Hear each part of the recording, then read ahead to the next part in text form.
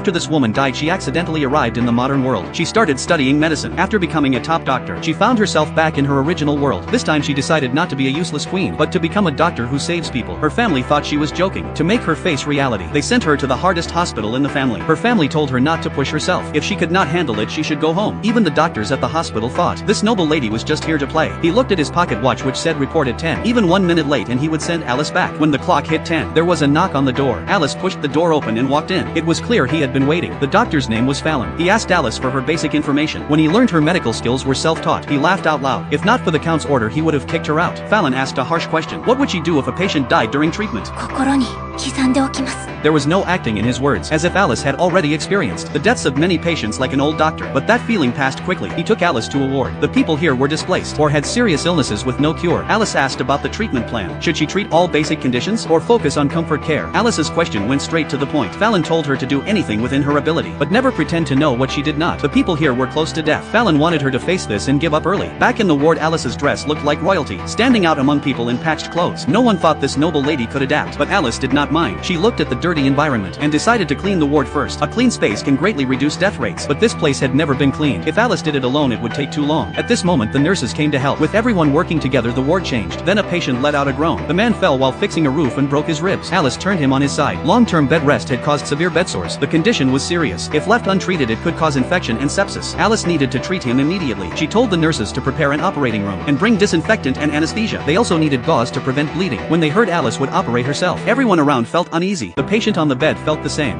あなたを助けたいんです。